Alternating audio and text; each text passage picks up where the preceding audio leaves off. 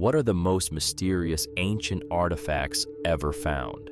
Story 1. King Tutankhamun, being buried with a dagger made from a meteorite, is one of those details that sounds fake until you realize it's actually backed by modern analysis. And honestly, it makes the whole story way more interesting than just gold and treasure. The dagger itself looks pretty normal at first glance, like a well-crafted iron blade, but the wild part is that it predates Egypt's actual Iron Age by a long shot, which immediately raises the question, where did they even get workable iron from back then? Turns out the answer is literally from the sky. Ancient Egyptians didn't have the technology to smelt iron yet, so any iron objects from that period were incredibly rare and almost always made from meteoritic iron, which has a distinct composition rich in nickel that scientists can still detect today. When researchers tested King Tut's dagger, they found exactly that signature, confirming it wasn't made from earthly ore, but from a meteorite that had fallen at some point long before it was crafted. What makes this even cooler is how the Egyptians viewed it. They didn't understand meteorites scientifically, but they absolutely recognized that these strange metal rocks came from the heavens, which in their belief system made them something sacred or divine. So giving a young pharaoh a blade forged from sky metal wasn't just about status, it probably had symbolic meaning too, like protection or a connection to the gods. There's also this lingering idea that the dagger might have been a diplomatic gift, possibly from outside Egypt, since meteoritic ironworking wasn't super common even globally at the time, which adds another layer of mystery. Not just a weapon, but potentially an object that traveled across cultures before ending up in one of the most famous tombs in history. Story 2. Puma Punku is one of those places that instantly makes you question everything you thought you understood about ancient construction, because the stone blocks there don't just look impressive, they look impossibly precise, like someone had access to tools that shouldn't exist for that time period. And the more you stare at them, the weirder it gets. These aren't just big rocks stacked together like you'd expect from most ancient sites. These are massive andesite and sandstone blocks carved into almost perfectly straight lines, sharp angles, and those famous H-shaped pieces that fit together like some kind of giant prehistoric Lego set. What really messes with people is the level of consistency, because a lot of these cuts are so clean and uniform that they look machine-made, like they were sliced rather than chiseled, and we're talking about a civilization that supposedly didn't even have iron tools, let alone anything resembling modern cutting equipment. And yet somehow they managed to drill perfectly circular holes, create exact right angles, and shape stones so precisely that they could interlock without mortar, which even today would require serious effort with modern tools. Then there's the size of some of these blocks, because a few of them weigh over 100 tons, and Puma Punku sits at a high altitude in Bolivia, meaning transporting them alone would have been a nightmare, not to mention lifting and positioning them with that level of accuracy. No wheels, no cranes, no written explanation of how it was done. Just these insanely precise stones sitting there, like they're quietly daring you to explain them. And that's why Puma Punku always ends up in these conversations, because whether you think it's just incredible engineering or something more mysterious, it's one of those places where the gap between what we expect ancient people could do and what they actually achieved feels way bigger than it should. Story 3. This is one of those claims that sounds insanely cool at first. Like ancient Sumerians somehow knew the full layout of the solar system and even understood that everything revolved around the sun. But once you dig a little deeper, it turns into a much messier and honestly more interesting story about interpretation, assumptions, and people maybe seeing what they want to see. The whole idea mostly comes from a specific artifact often referred to as the VA-243 tablet. technically a cylinder seal, where you've got a central star-like symbol surrounded by smaller circular shapes, and at a glance, it does kind of look like a sun with planets orbiting it, which is why people jump to the conclusion that this was a diagram of the solar system, even claiming it includes an extra planet beyond the ones we know. But here's where it gets less mysterious and more grounded. Most mainstream archaeologists and historians don't actually agree with that interpretation at all, because in Mesopotamian art, those symbols are typically just representations of stars or deities, not literal planetary diagrams. The sun in the center is more likely a stylized star symbol, and the surrounding dots aren't placed in any kind of accurate orbital pattern, size scale, or spacing that would match real astronomical data. Also, while the Sumerians were extremely advanced in astronomy for their time, they tracked celestial movements, recorded planetary cycles, and could predict things like eclipses. There's no solid evidence they had a heliocentric model, that everything revolves around the sun. Like most ancient cultures, they believed Earth was the center, and the heavens moved around it. So the idea that they mapped the solar system with near-perfect accuracy and just added one extra planet is more of a modern reinterpretation or overreach than something they actually intended. But honestly, that doesn't make them any less impressive. If anything, it shows how advanced they were that their work can even be mistaken for something that advanced thousands of years later. Story 4. This one honestly feels like the most relatable thing to survive from ancient history, because out of everything people could have preserved for thousands of years, one of the most famous Sumerian tablets is literally just a customer rant about terrible product quality and bad service. Like, not kings, not gods, not epic battles, just some guy being done with a shady merchant. The tablet is a letter written by a man named Nani to a trader called Ea Nasir, and it's basically the Bronze Age version of leaving a one-star review after getting scammed online. Nani is furious because the copper he received was apparently low quality, not what he paid for, and to make it worse, Ea Nasir treated his messenger like garbage when he tried to resolve the issue. You can almost hear the sarcasm and frustration bleeding through the text, especially when he calls out how unacceptable the whole situation is and demands either proper copper or his money back. What makes it even better is that this wasn't some rare misunderstanding. Archaeologists have found multiple complaints about Ea Nasir, which means this guy might have just been consistently terrible at his job, running what is basically the world's first recorded scam operation.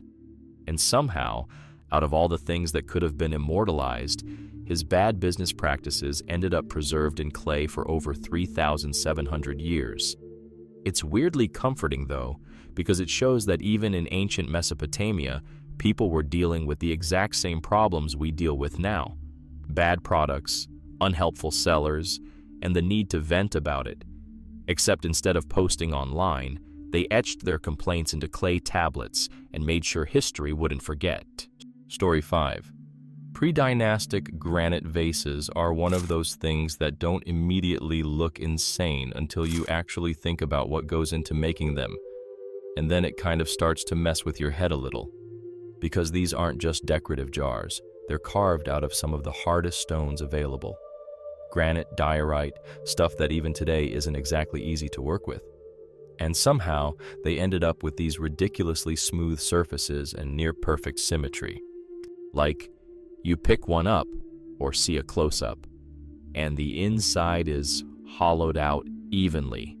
The walls are consistent, the necks are narrow, and the whole thing is balanced in a way that almost feels manufactured rather than hand-carved, which is weird considering we're talking about a time before dynastic Egypt, before iron tools, before anything you'd normally associate with precision stoneworking.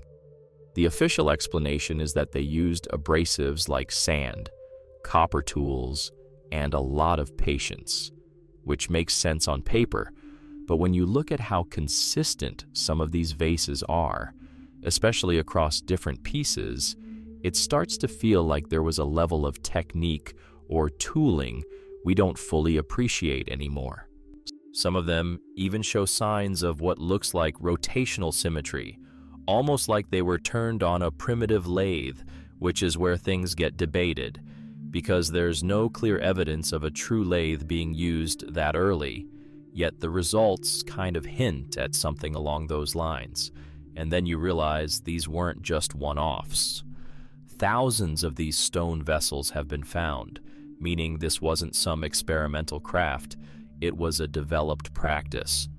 It's not that it's impossible, it's just that it feels like we're missing a piece of the puzzle in how they achieved that level of precision so consistently, and that's what makes them so fascinating, because they sit right on that line between clearly human-made and strangely ahead of what you'd expect for the time. Story 6. The Nebra sky disk is one of those artifacts that kind of sneaks up on you, because at first it just looks like a weird bronze plate with some gold shapes stuck on it. But then you realize you're probably looking at one of the oldest known attempts to visually map the sky, and suddenly it feels way more significant than it has any right to be. Found in Germany and dated to around 1600 BCE, this thing is basically a Bronze Age cheat sheet for the heavens. And the fact that it even exists is kind of wild. You've got this circular bronze disc with gold inlays that are generally interpreted as the sun, or maybe a full moon, a crescent moon, and a bunch of stars, including what most researchers think is the Pleiades cluster, which already tells you whoever made this wasn't just casually glancing at the sky, they were actually paying attention to patterns and cycles. And then there are these curved gold bands added later on the sides, which seem to mark the angle between the sunrise and sunset at different times of the year, basically tying the object to solar calendars and seasonal tracking. What's really interesting is that this suggests people in Bronze Age Europe had a much more structured understanding of astronomy than we used to give them credit for, like not just mythological interpretations, but practical knowledge tied to agriculture and timekeeping. It's not a map in the modern scientific sense, but it's definitely not random decoration either. And yeah, like a lot of ancient artifacts, it sparked its share of wild theories, but even without going into that territory, it's still impressive on its own, because it shows that thousands of years ago, people were already trying to take something as abstract as the night sky and turn it into something physical and understandable, which honestly feels like a pretty big step in human thinking. Story 7. The crystal skull in the British Museum is one of those objects that sounds like it should be way more mysterious than it actually is, but at the same time still manages to feel kind of uncanny when you look at it, because it's literally a human skull carved out of clear quartz, polished smooth, with hollow eyes and that slightly too perfect symmetry that makes it look almost modern.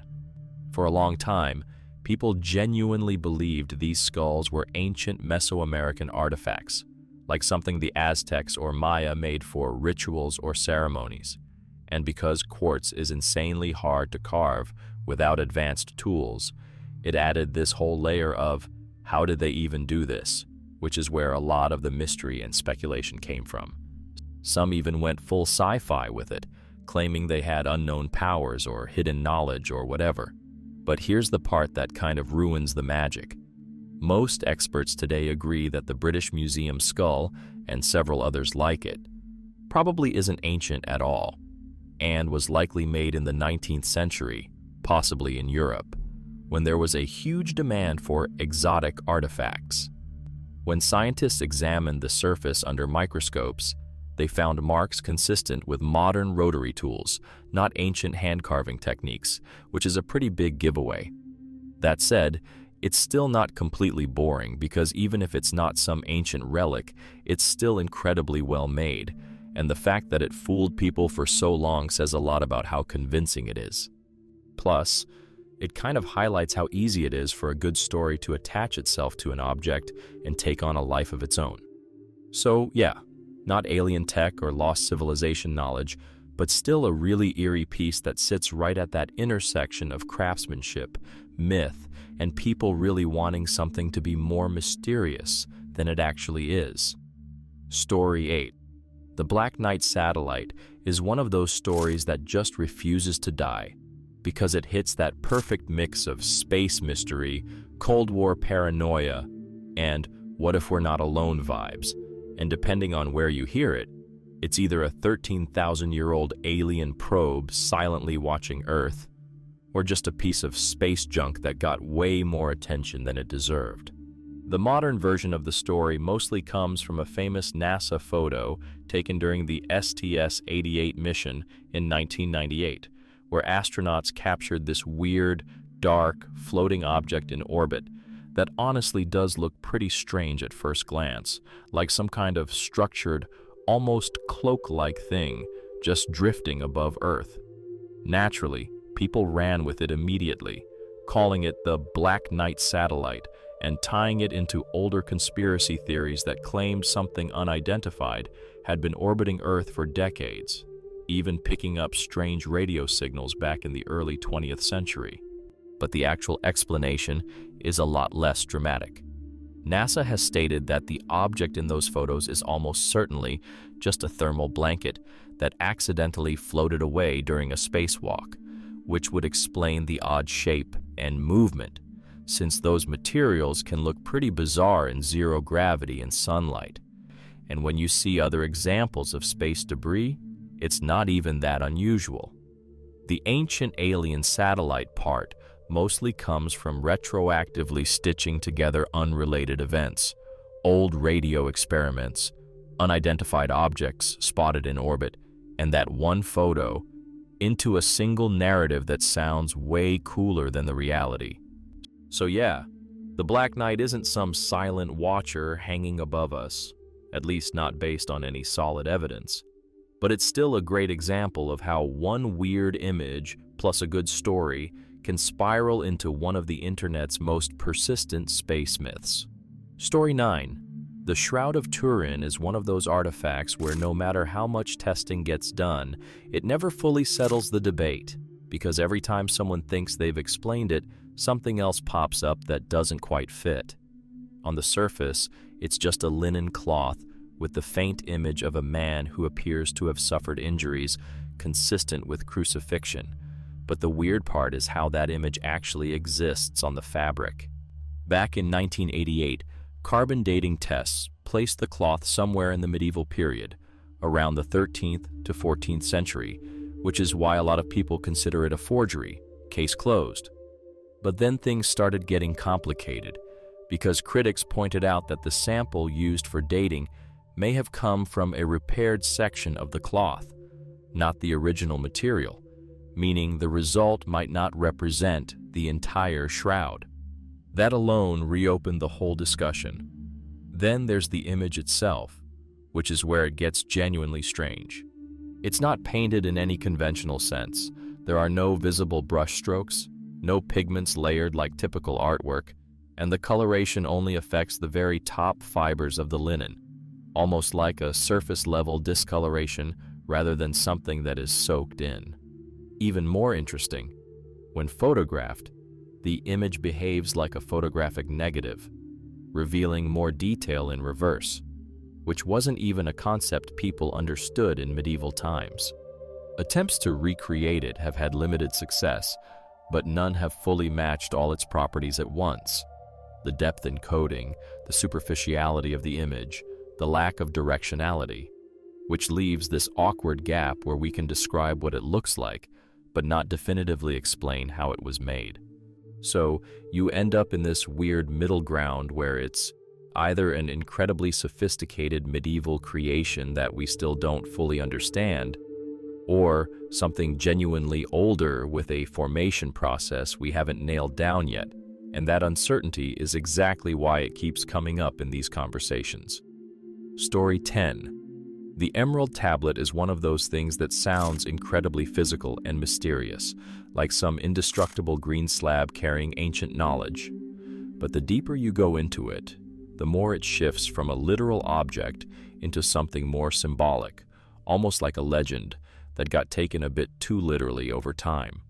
It's traditionally attributed to Hermes Trismegistus, this semi-mythical figure associated with wisdom, alchemy, and hidden knowledge, and the text itself is actually pretty short, but insanely dense, full of cryptic lines like, "as above, so below," which basically became one of the core ideas in alchemy and later esoteric traditions. The whole emerald part is what really fuels the mystery, though, because it gives the impression that this was some kind of perfect, incorruptible material, something that doesn't decay or degrade, which in ancient thinking would make it the ideal medium for preserving eternal knowledge. But here's where things get grounded. There's no solid evidence that a literal emerald tablet ever existed as a physical artifact, at least not in the way people imagine it. The earliest known versions of the text actually come from Arabic writings around the early medieval period, and from there it got translated into Latin and spread through Europe, becoming a cornerstone of alchemical philosophy. The indestructible material idea is more symbolic than scientific, representing permanence, purity, and truth, rather than an actual known substance that resists decay. It's less about a real object and more about the concept of knowledge that survives time unchanged. Still, the idea of it being etched into something eternal is probably why it's stuck around so strongly. Because even if the tablet itself isn't physically sitting somewhere waiting to be found, the idea of it, ancient, hidden, and unchanging, is exactly the kind of thing people don't let go of easily. Story 11. The Drop of Stones are one of those stories that feels like it came straight out of a sci-fi movie, because on paper, it's got everything: mysterious artifacts, remote mountains, strange inscriptions, and of course the implication that something not entirely human might be involved. Supposedly, these stone discs were discovered in caves in the Bayan Kara Ula Mountains on the China-Tibet border, each one with a small hole in the center and spiral grooves etched from the middle outward, almost like some kind of ancient record. The wild part of the story is what those grooves are claimed to represent. According to the more fringe versions, researchers supposedly translated the markings and found they told the story of a group called the Drapa, beings who crash-landed on Earth thousands of years ago and couldn't return home, basically turning this into an ancient alien survival story carved into stone. Add in descriptions of small skeletons with large skulls found nearby, and yeah, you can see why this one spread so easily. But here's the reality check. There's no solid archaeological evidence that supports this story in any verifiable way. The original reports are extremely hard to trace. The named researchers don't show up in credible academic records, and no museum has officially cataloged these discs as described. In fact, most historians consider the whole thing to be either a misunderstanding, a hoax, or a story that snowballed over time. That said, the idea of the Dropa stones sticks around because it taps into that same curiosity as a lot of these mysteries. Ancient objects that look like they might carry information, paired with just enough ambiguity to let people fill in the gaps with something way bigger than the evidence actually supports. Story 12. Baalbek is one of those places where the scale alone kind of breaks your brain a little, because pictures really don't do it justice. You see these stones and think, okay, big blocks, and then you realize some of them weigh over 800 to 1,000 tons, and suddenly it goes from impressive to borderline absurd. The most famous ones are the 3 massive blocks in the temple platform, often called the Trelithon, sitting perfectly fitted into the structure like it's no big deal, even though each one is among the largest stones ever used in construction. And then it gets even crazier when you look at the nearby quarry, because that's where you find the even bigger ones that were never moved, like the stone of the pregnant woman, and another even larger block discovered more recently, pushing well over 1,000 tons. So now you're not just dealing with huge stones being placed. You're looking at stones that are even bigger just sitting there, as if they were planning to use them. What really messes with people is the logistics of it all, because even with modern machinery, moving something that heavy isn't simple, and yet somehow ancient builders managed to transport and position these blocks with a level of precision that suggests they knew exactly what they were doing. The common explanation involves rollers, levers, ramps, and a massive coordinated workforce, which makes sense, but still feels kind of unsatisfying when you try to picture the actual process step by step. It's not that it's impossible, it's just that the margin for error is basically zero at that scale, and yet they pulled it off. So, Baalbek ends up sitting in that same category as a lot of these ancient feats, technically explainable, but still pushing right up against what we instinctively feel should have been doable at the time. Story 13. This one feels like the kind of object that shouldn't exist, because the moment you try to understand its purpose, it immediately stops making sense, like it was designed to fail at every normal function a pot is supposed to have. When the vase was reconstructed from around 180 fragments, what they ended up with wasn't just a container. It was something full of deliberate holes, including one straight through the bottom, which basically eliminates the most obvious uses right away. You can't store liquids in it, obviously, and even dry goods would fall out or be exposed, so it's not really a storage vessel in any traditional sense.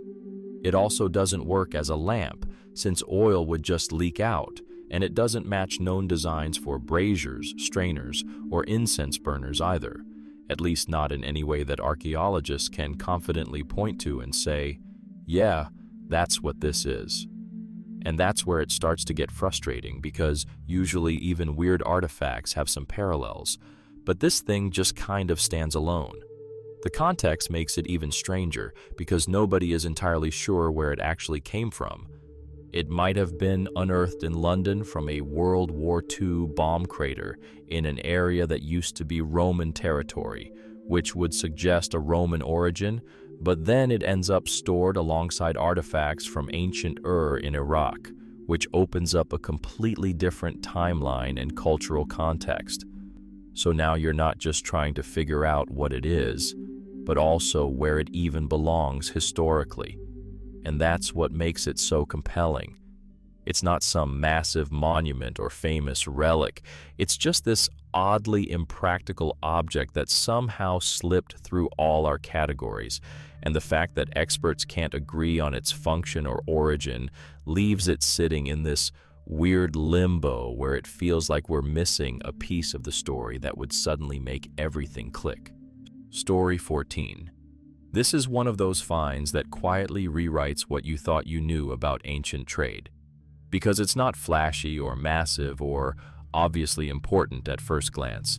It's just this small bronze object, kind of like a belt buckle with a broken ring and a rectangular frame. But the deeper you look into it, the more it starts raising questions that don't have clean answers. The big issue is the material itself. Bronze just wasn't something that was being produced in Alaska at the time, so the moment they confirmed what it was, it immediately meant one thing: it had to come from somewhere else. And not just nearby, but likely from pretty far away, with most researchers pointing toward East Asia as the origin, where bronze casting was already well understood. The fact that it appears to have been made in a mold only reinforces that, because that level of metalworking simply doesn't match anything local to the region. Then you've got the dating, which makes it even more interesting. The leather strap attached to it dates to around AD 600, but that doesn't necessarily mean the bronze itself is from that exact time. It could be older, reused, passed down, repaired, or repurposed over generations. So now you're looking at an object that might have traveled thousands of kilometers, crossing cultures, possibly changing hands multiple times before ending up in a 1,000-year-old Inuit house. And yet, even with all that context, nobody can say for sure what it was actually used for. It looks like a buckle, but it doesn't perfectly match known designs from either Asia or the Arctic. So you're left with this oddly specific, clearly valuable object that proves long-distance connections existed way earlier than most people assume, but still refuses to explain itself. Like a tiny piece of a much bigger network we only barely understand. Story 15. Khat Shabib is one of those discoveries that feels like it should be way more famous than it is, because we're talking about a 150-kilometer-long wall just casually stretching across the Jordanian landscape, and yet nobody can say for sure who built it or why. It was first spotted in 1948 by a British diplomat flying overhead, which already tells you something. This thing is so massive that you don't really notice it from the ground, but from the air it suddenly becomes obvious that it's not natural. What's strange is that it doesn't behave like a typical defensive wall. It's relatively low in height, not thick enough to stop a serious army, and the layout is kind of inconsistent, with sections branching off or running parallel, which isn't what you'd expect if the goal was purely military defense. And yet, there are around 100 small towers spaced along it, which suggests it wasn't just random construction either. Someone put real effort into organizing this. So now you're left with this awkward question. What was it actually for? Some researchers think it might have marked territorial boundaries, maybe separating farmland from grazing land or different tribal regions, which would explain why it stretches so far without needing to be heavily fortified. Others think it could have been used to control movement, not stop people entirely, but guide or monitor them. The frustrating part is that there's no clear dating for the entire structure, and no inscriptions or obvious cultural markers tying it to a specific civilization, so it just kind of exists in this historical gray area. And that's what makes it so interesting. Not because it's impossible, but because it's huge, intentional, and still somehow manages to keep its purpose just out of reach. Story 16. The Okinawa Mystery Coins. At first, this discovery was almost dismissed as nothing, which is kind of funny considering how weird it actually turned out to be. In 2016, archaeologists digging at Katsuren Castle in Okinawa found a handful of coins, and the immediate assumption was that they were just modern leftovers. Probably US pennies dropped by soldiers, since there's a strong American military presence on the islands. Nobody thought much of it at the time, but then someone actually cleaned them, and that's when things got strange, because instead of modern coins, they turned out to be way older, not just Japanese but foreign. Some of them were identified as Roman coins dating back to around the 3rd to 4th century AD, and others came from the Ottoman Empire, which already makes this feel like the beginning of some kind of historical glitch. Finding Roman coins in Japan is not something you expect, especially in a castle site that's much later in time. Now, before jumping to Romans in Japan, the more grounded explanation is trade, but not direct trade. These coins likely traveled slowly over centuries through multiple intermediaries, moving across Asia along trade networks, getting passed from culture to culture until they eventually ended up in Okinawa. By the time they arrived, they probably weren't even being used as currency anymore, but more as curiosities or decorative objects. Still, it's one of those finds that highlights how interconnected the ancient world actually was, even if it didn't look like it on the surface. Because, while no Roman ever set foot in Okinawa, as far as we know, something they made still managed to cross half the planet and end up buried in a Japanese castle, which honestly feels just weird enough to stick with you. Story 17. This one feels especially frustrating because it's not just a mystery. It's a mystery that was literally blown apart before anyone could properly study it. In 2001, someone from the town of Karaköy in Turkey pointed researchers toward an old quarry, and what they found there was a life-size lion carved directly from granite, just sitting out in the open like a forgotten piece of something much bigger. The lion itself is already impressive, with that classic ancient Near Eastern style. Powerful stance, simplified but intentional features. The kind of thing you'd expect guarding a gateway or marking something important. But the real story is that it wasn't alone. It used to be part of a pair, likely positioned symmetrically, which is a super common motif in ancient Anatolian and Hittite-influenced cultures, where lions often stood as protectors at entrances to cities, temples, or sacred spaces. And then, unfortunately, local treasure hunters got involved. There's this long-standing belief in some areas that ancient monuments are hiding gold or valuables inside them, so instead of carefully excavating, people just blow them up. That's exactly what happened here. The second lion was destroyed with dynamite, leaving only one intact and whatever context it once had completely lost. No inscriptions, no clear structure around it, just one surviving piece of something we can only partially reconstruct. Now archaeologists are left trying to figure out what it originally belonged to. A gateway, a larger complex, maybe even something still buried nearby.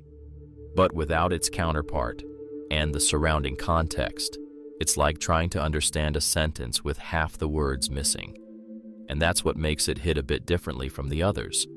Because it's not just ancient and unexplained. It's a reminder that sometimes the biggest mysteries aren't what survived, but what didn't. Story 18. The Danish spirals are one of those discoveries that don't look that crazy at first, but the more you think about them, the stranger they get. Because it's not just one or two objects. It's thousands of these tiny, perfectly coiled gold spirals, all buried together with no clear explanation of what they were actually for. They were found in Denmark, dating back to the Bronze Age, and they're made from incredibly thin gold wire, twisted into tight, uniform spirals that are surprisingly consistent in size and shape. That alone already tells you whoever made them had serious skill, because working gold at that level, repeatedly, without modern tools, is not easy. And yet they didn't just make a few. They made hundreds upon hundreds, like they were mass-producing them for some specific purpose. The obvious guess is decoration. Some archaeologists think they were sewn onto clothing, maybe worn by elites or used in ceremonial outfits, which would explain why there are so many of them, and why they're relatively small and lightweight. Others think they might have had some kind of symbolic or ritual meaning, maybe tied to the sun, since spiral patterns show up a lot in Bronze Age solar imagery. But here's the thing. We don't actually have a definitive answer. There's no preserved garment showing exactly how they were used, no written explanation, no clear parallel that locks it down. They just kind of exist as these beautifully made, repetitive objects with a purpose that feels just out of reach. And that's what makes them interesting, because it's not that they're impossible to understand, it's that they sit right on that edge where the most logical explanation makes sense, but we can't quite prove it, leaving just enough ambiguity to keep them in the mystery category. Story 19. The Jerusalem vases are one of those things that don't look impressive at first glance, but once you understand the context, they become way more interesting, because they weren't just everyday containers. They were tied directly to religious laws and beliefs that shaped how people lived. These vessels, usually made from soft limestone rather than clay, date mostly to the Second Temple period, around the time of early Roman rule in Judea. And the big reason they stand out is because, according to Jewish purity laws at the time, stone didn't become ritually impure the way ceramic did.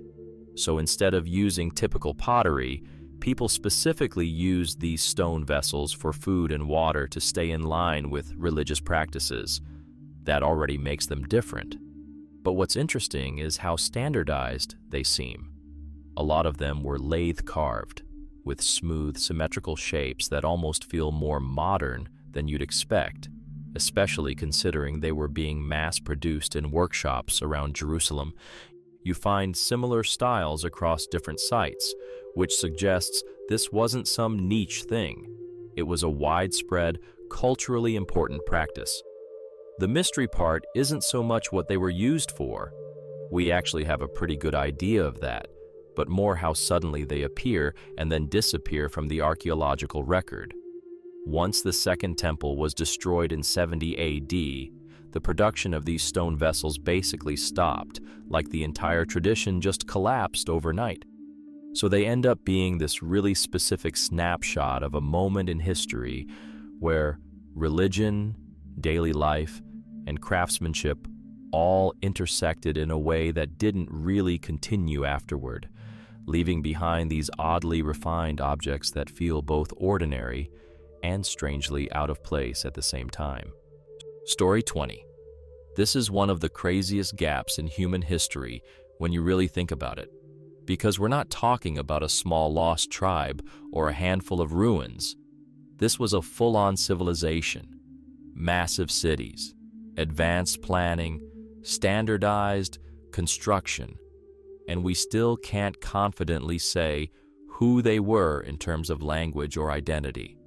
The Indus Valley civilization popped up around 2500 BCE and built places like Harappa and Mohenjo-daro, and what's wild is how modern these cities look in terms of layout.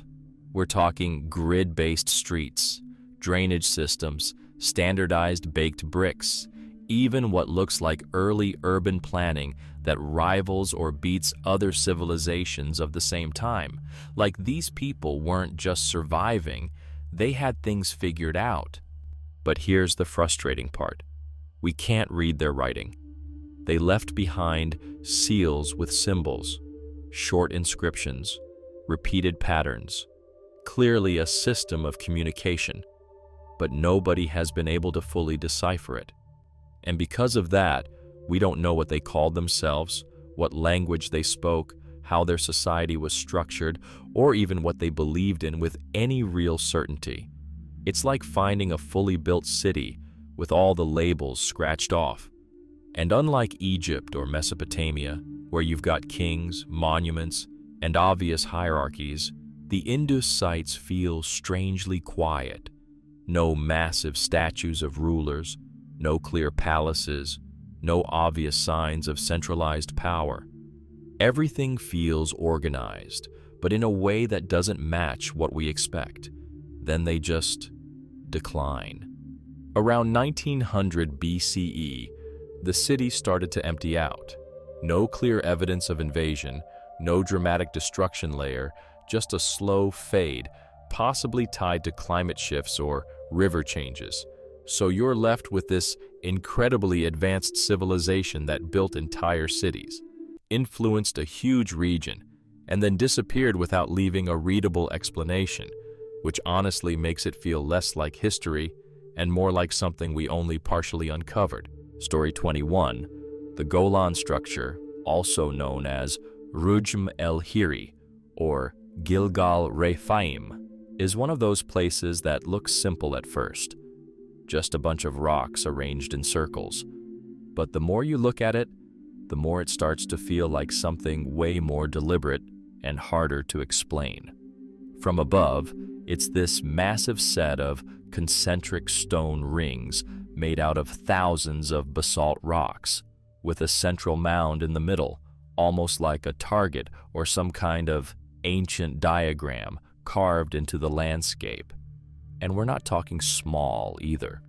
The outer ring is over 150 meters wide, and the whole thing is estimated to be around 5,000 years old, which puts it roughly in the same era as early Bronze Age civilizations. That alone is enough to make it interesting, but the real question is, what was it actually for? There's no clear consensus. Some researchers think it could have been a burial site, especially because of the central cairn, but that part might have been added later, which complicates things. Others suggest it had an astronomical purpose, like marking solstices or tracking celestial events, since some alignments seem to match sunrise positions at certain times of the year, but again, it's not perfectly consistent. What makes it even stranger is the location. It sits out in this open, kind of isolated area, not clearly tied to a nearby settlement, which raises the question of why people would invest so much time and effort into building something this large in the middle of nowhere. So you end up with this huge, carefully constructed site that clearly meant something important to the people who built it, but without written records or definitive evidence. We're left guessing between ritual, astronomy, burial, or something else entirely, and none of the explanations fully lock it down. Story 22. The Mithras Liturgy. Papyrus is one of those texts that feels less like a normal ancient document and more like someone accidentally wrote down a step-by-step guide to having a full-on mystical experience, and the fact that it survived at all is kind of insane. It's part of the Greek magical papyri, a collection of texts from Roman Egypt, and what makes this one stand out is how detailed and intense it is compared to most ritual writings. It basically describes a kind of ritual ascent, like a spiritual journey where the practitioner is supposed to rise through different cosmic layers, encountering beings, lights, and forces along the way, almost like an ancient version of a guided out-of-body experience. And it's not vague about it either. It gives specific instructions, including strange vocalizations, breathing techniques, and phrases that don't even seem to belong to any known language, which makes it feel even more surreal. The name Mithras Liturgy comes from references to Mithras, a deity associated with mystery religions in the Roman world. But here's where it gets tricky. Scholars don't fully agree on whether it actually belongs to Mithraic tradition or if it's more of a hybrid text pulling from multiple belief systems, which was pretty common in that time period.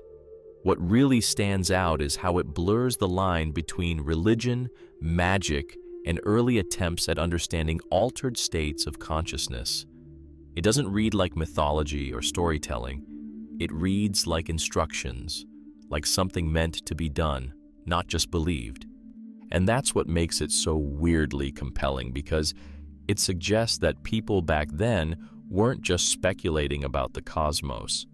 They were actively trying to experience it firsthand, using methods that still feel kind of mysterious and hard to interpret even now. Story 23. The Phaistos disc is one of those artifacts that looks almost too strange to be real, like something you'd expect to find in a puzzle game rather than an actual archaeological site. It was discovered in 1908 on the island of Crete, and what makes it stand out immediately is the way it's made. A flat clay disc covered in symbols arranged in a perfect spiral, stamped into the surface with what seems like individual seals. And that's already unusual, because instead of being carved or written by hand like most ancient texts, these symbols were pressed into the clay, almost like an early form of printing. There are about 240 symbols total, made up of around 45 unique signs, including things that look like people, animals, tools, and abstract shapes, and they repeat in patterns that definitely suggest it's some kind of structured writing system. But here's the problem. Nobody has been able to decode it. We don't know what language it represents. We don't have any other texts that match it, and there's no Rosetta Stone equivalent to help us translate it. It's completely isolated, which makes it incredibly hard to interpret. Some people think it might be a religious hymn, a ritual text, a game board, or even some kind of administrative record, but none of those theories have been proven. There's also this lingering debate about whether it's even genuine, because it's so unique, but most experts lean toward it being authentic, just extremely rare, and that's what makes it so fascinating.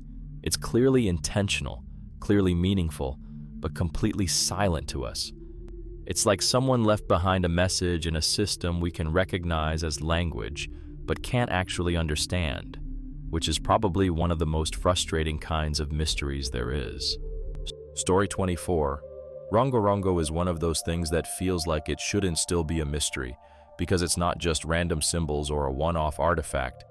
It's an actual writing system carved into wooden tablets, and yet nobody has been able to fully decode it, which is kind of wild considering how much progress we've made with other ancient scripts. It comes from Easter Island, Rapa Nui, and the symbols are carved in these neat, repeating lines. But what makes it even stranger is the way it's written. You read one line left to right, then flip the tablet upside down and read the next line, kind of like a back-and-forth zigzag pattern called reverse bustrophodon. So even the structure of it feels deliberate and sophisticated. The big problem is that we don't have enough material to work with. Only a handful of these tablets survived, partly because many were destroyed after European contact, and there's no confirmed link to a known language that would help translate it. No bilingual texts, no clear phonetic key, nothing to anchor it. Some researchers think it might not even be a full writing system, but more of a mnemonic device, something used to help recite oral traditions rather than record language word for word. Others argue it is a true script, just one that we haven't cracked yet. And then there's the timing issue, because it's still debated whether Rongo Rongo developed independently before outside contact, or if it was influenced by exposure to writing systems introduced later, which would completely change how we interpret it. So you end up with this rare case where a culture clearly had some form of recorded communication, but the key to understanding it is gone, leaving behind these carved wooden tablets that look like they're saying something important, but we're still locked out of the meaning. Story 25, the Knossos board game, sometimes called the Royal Game of Knossos, is one of those artifacts that feels strangely familiar and completely alien at the same time, because on one hand it clearly looks like a game board, but on the other, nobody actually knows how it was played, which kind of defeats the whole point. It was found in the Palace of Knossos on Crete, dating back to the Minoan civilization around 1600 BCE. And right away, you can tell it wasn't just some casual pastime. This thing is luxury, made with materials like ivory, crystal, gold leaf, and glass paste, which tells you it probably belonged to someone important, not just regular people sitting around killing time. The design itself is super intricate, with pathways, compartments, and decorative patterns that suggest rules and movement, but the actual mechanics are completely lost. And that's the frustrating part. Unlike other ancient games like Senet or the Royal Game of Ur, where we at least have partial reconstructions of how they worked, this one doesn't have any surviving instructions, no written references, nothing, just the board. So people have tried to reverse engineer it, looking at the layout and comparing it to other known games, guessing how pieces might have moved, whether it involved chance like dice or strategy, but it's all speculation. There's no way to confirm if any of those reconstructions are even close. What makes it interesting, though, is that it proves people back then weren't just building cities and temples. They were also creating complex forms of entertainment, possibly with symbolic or ritual elements tied into them. But yeah, at the end of the day, it's kind of ironic. We've got the board, we know it was important. We can even admire how well it was made. But the actual game is gone. Like finding a chessboard with no idea how the pieces move. Story 26.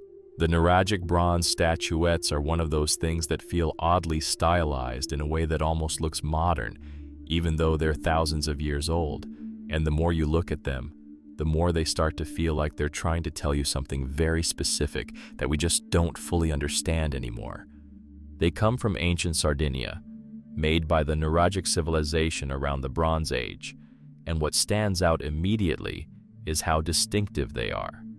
These small bronze figures with exaggerated features, especially the eyes, which are often large and almost circular, giving them this slightly surreal, almost watching expression.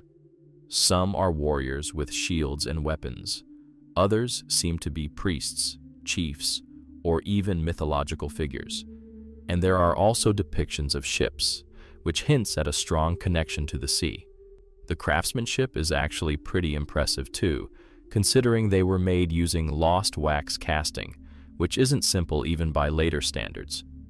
So these weren't just quick decorative objects. They were deliberately crafted with detail and consistency, suggesting they had meaning beyond just looking nice. The mystery comes in when you try to figure out exactly what role they played. Were they offerings to the gods, representations of real people, symbols of status or power, some kind of storytelling medium? There's no single answer that fully explains all of them. And then there's the bigger issue. The Nuragic civilization itself didn't leave behind written records we can understand. So we're interpreting everything through archaeology alone. So you end up with these incredibly expressive little figures that clearly mattered to the people who made them, but without their context, they feel like fragments of a story where we're missing most of the pages. Story 27, the land of Punt, is one of those places that shows up in ancient Egyptian records like it was totally normal and well known. But today, it might as well be a lost world, because we still can't say for sure where it actually was. And the weirdest part is that we're not guessing blindly. We have detailed depictions of it, especially from the Temple of Hatshepsut at Deir el-Bahari, where entire walls are covered in scenes from an expedition to Punt. These paintings are insanely specific. You see Egyptian ships arriving, trading goods, bringing back incense trees, exotic animals, gold, ebony, and all kinds of materials that clearly mattered a lot to them. There are even depictions of the people of Punt, including a ruler and a queen, Queen Ati, and their homes, which are shown as huts built on stilts, suggesting a coastal or swampy environment. So it's not like Punt is vague. Visually, it's right there. And yet, despite all that detail, its exact location is still debated. Most scholars think it was somewhere along the Horn of Africa, like modern-day Eritrea, Somalia, or Sudan, based on the goods and environmental clues. But there's no single confirmed site that we can point to and say, this was Punt. What makes it even more interesting is how the Egyptians described it, not just as a trading partner, but almost like a sacred or mythical land, sometimes called God's land, which suggests it had a special status beyond just commerce. So you end up with this strange situation where we have what feels like a travel documentary carved into stone from thousands of years ago, showing real people, real trade, real landscapes, but the destination itself is still just out of reach, like a place everyone once knew, but somehow got lost to time. Story 28, the Ishango. Bone is one of those objects that looks ridiculously simple at first. Just a small piece of bone with a bunch of notches carved into it. But the moment you realize how old it is and start looking at the patterns, it suddenly becomes way more unsettling, like you're staring at the earliest hint of human mathematics. It was discovered in Central Africa near the Nile's source and dates back around 20,000 years, which is already insane, because that puts it way before anything we'd normally associate with structured math. The bone has 3 columns of carefully grouped notches, and they're not random. Some groups look like they follow doubling patterns. Others seem to cluster around prime numbers like 11, 13, 17, and 19, which immediately makes people wonder, Was this intentional? That's where the debate kicks in. Some researchers think it's just a tally stick used for counting basic things like days, trade, or resources, which would already make it one of the earliest known counting tools. Others argue it might represent something more advanced, like a primitive understanding of arithmetic, duplication, or even a lunar calendar tracking cycles over time. The frustrating part is that we don't have any context beyond the object itself. No written explanation, no cultural framework, just these markings that clearly meant something to whoever made them. So you're left with this tiny artifact that might represent the beginning of mathematical thinking. Or it might just be a practical counting tool that we're overanalyzing. But either way, it's kind of wild to think that tens of thousands of years ago, someone was already carving patterns into bone that we're still trying to interpret today. Story 29, the Div J Babe flute, is one of those discoveries that kind of sits right on the edge between this changes everything and this might just be a coincidence, and that's exactly why people still argue about it. It was found in a cave in Slovenia and dates back around 50,000 to 60,000 years, which is already crazy because that would place it in the time of Neanderthals, not modern humans. What they found is basically a piece of a cave bear's femur with a series of holes in it, and the spacing of those holes looks suspiciously deliberate, like something that could have been used as a flute.